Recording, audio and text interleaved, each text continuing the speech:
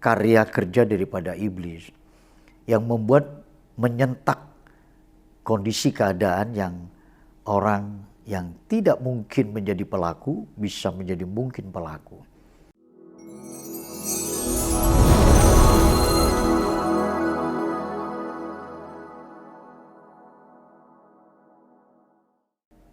Shalom saudara, selamat berjumpa kembali dalam program Sekolah Kehidupan. Saya Andi Siswanto.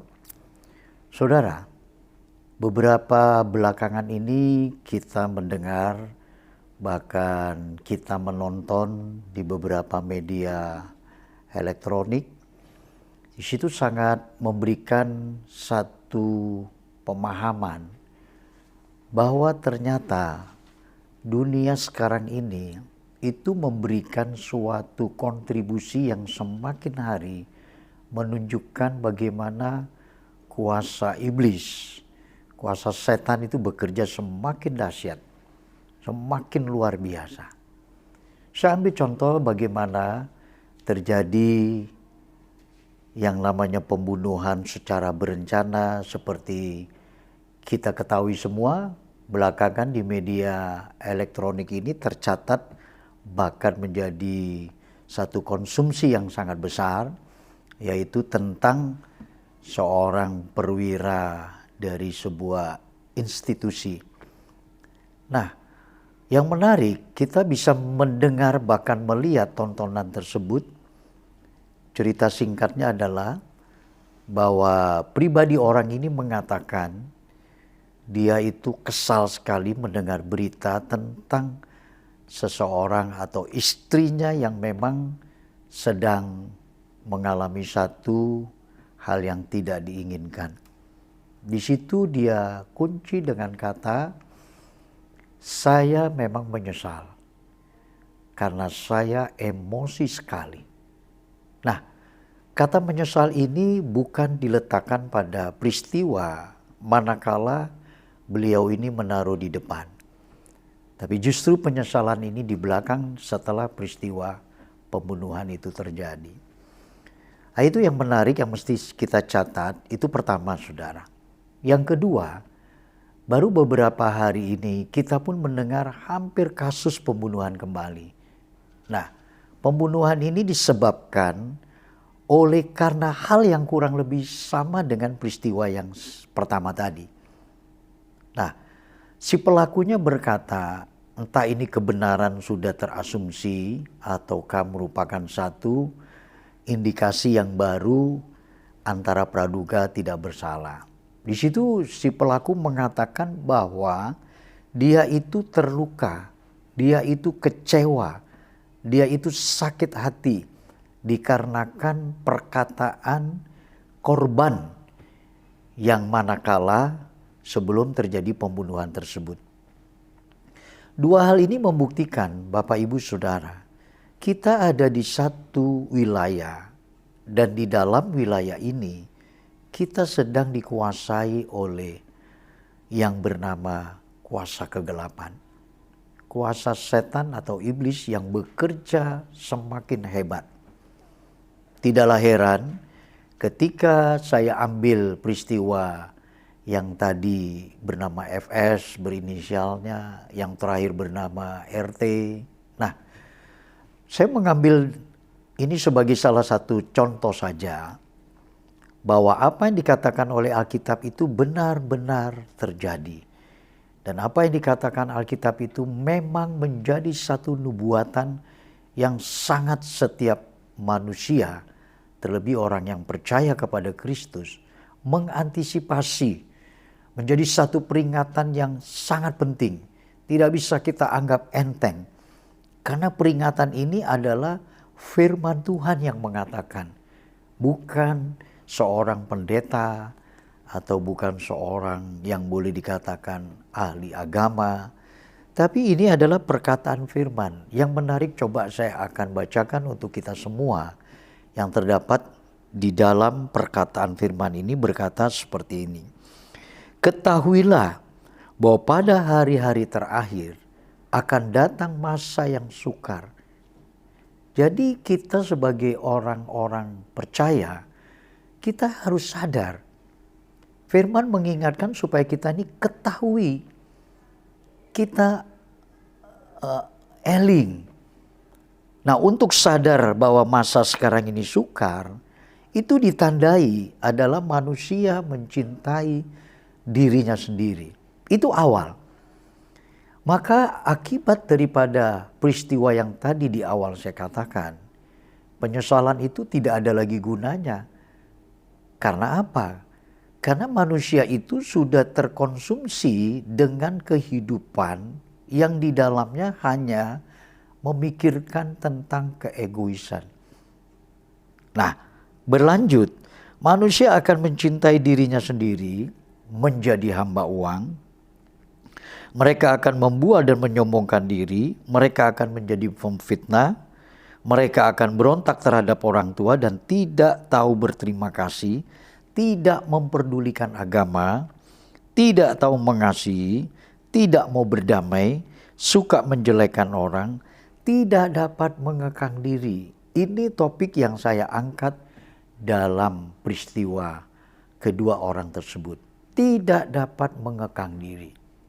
Perhatikan baik-baik lagi, bahkan di sana dikatakan garang, tidak suka yang baik, suka mengkhianat, tidak berpikir panjang. Saya menggarisbawahi, tidak bisa mengendalikan diri, dan yang kedua di sana, dia tidak berpikir panjang. Penyesalan sebagian banyak orang dikarenakan adalah tidak dapat mengekang dirinya.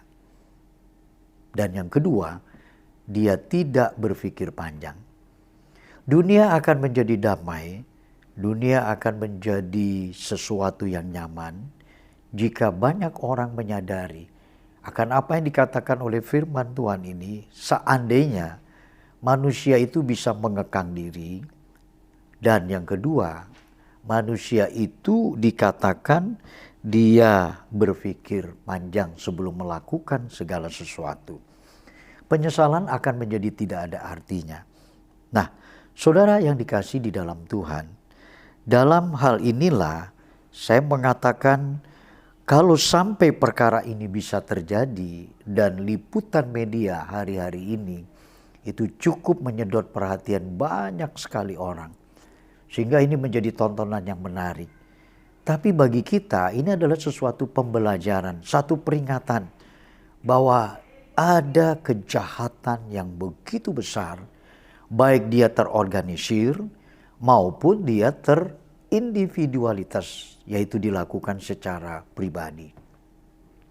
Nah, kalau kita melihat manusia itu adalah salah satu objek bagaimana setan atau kuasa kegelapan itu bisa merasuk, bisa mendapatkan tempat yang dimana dia tinggal, lalu dia menjadi tempat di mana dia berparkir.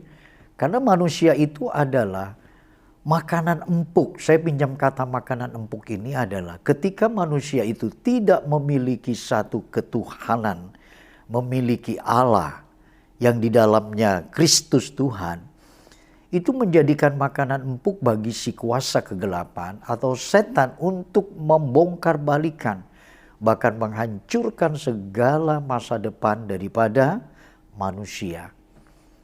Untuk itu kita belajar tadi, seandainya orang tadi tidak melakukan pembunuhan berencana, itu sudah merupakan masa depan yang sangat begitu luar biasa. Secara materi mungkin sudah tercukupkan, bahkan melampaui rata-rata ukuran orang sukses. Segala hal dia sudah miliki. Nah, yang kedua, itu juga dikarenakan materi.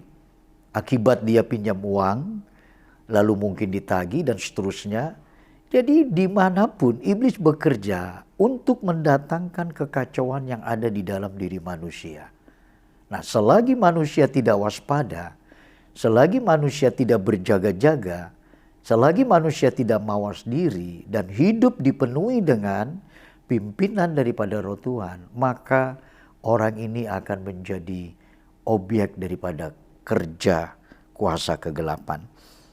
Mereka adalah orang-orang yang tidak pernah disangka akan menjadi pelaku, tokoh pembunuhan. Baik kasus pertama ataupun kasus yang kedua. Bahkan di situ dikatakan banyak orang mengasumsikan bahwa peristiwa ini dia tidak pernah akan tahu kalau orang yang semacam seperti apa yang dialami pelaku kedua itu menjadi pembunuh. Karena memang bergelar, bertitel, bahkan juga mempunyai predikat seorang rohaniwan.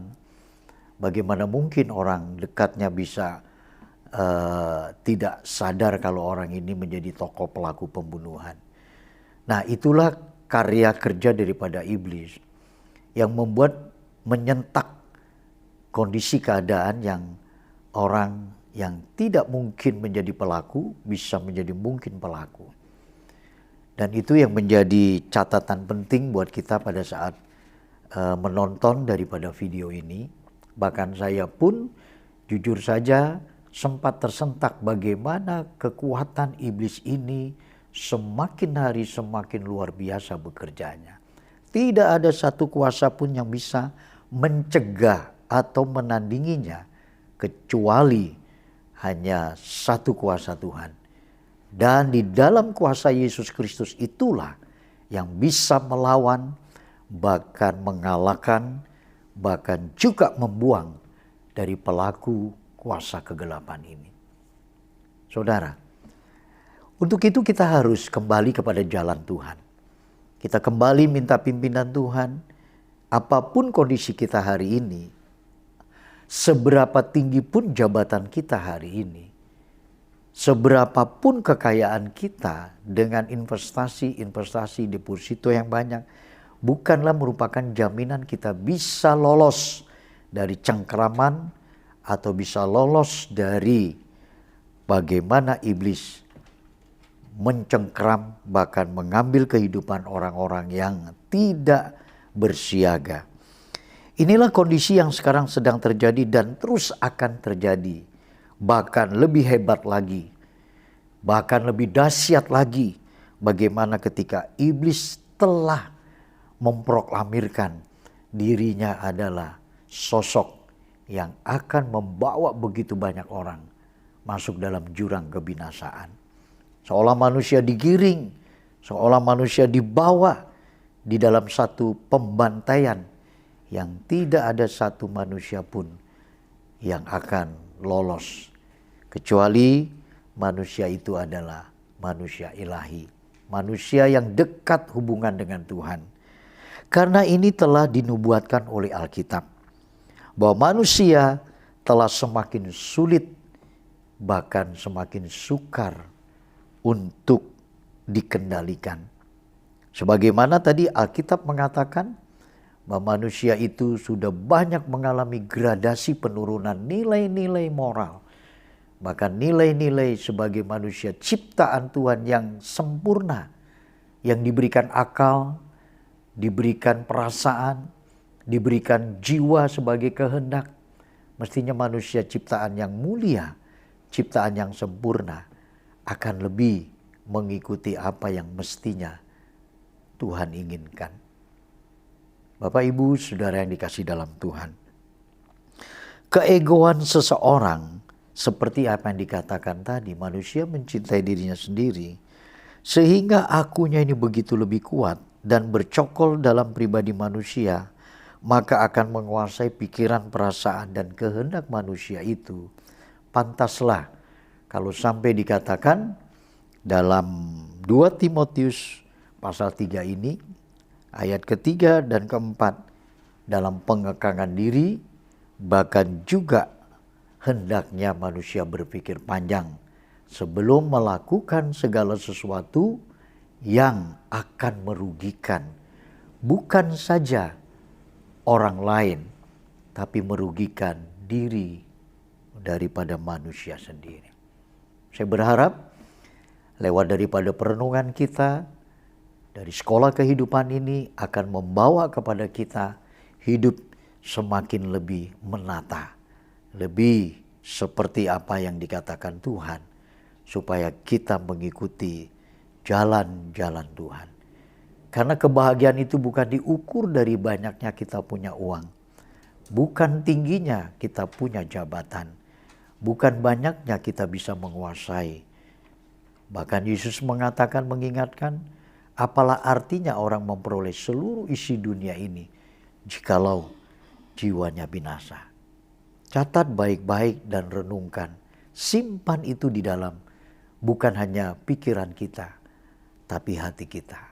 Lebih bahagia lagi ketika kita melakukannya. Percayalah, dan saya sangat membuktikan bahwa hidup dalam Kristus, hidup dalam kebenaran, ketika kita dipimpin oleh Roh Allah, maka seolah-olah bukan di surga nanti kita mendapatkan kebahagiaan, bukan di surga nanti kita mendapatkan sukacita, tapi selagi kita sekarang hidup pun, kita sudah menikmatinya, kita sudah menjalaninya. Tuhan Yesus memberkati kita. Sampai jumpa di lain kesempatan. Amin.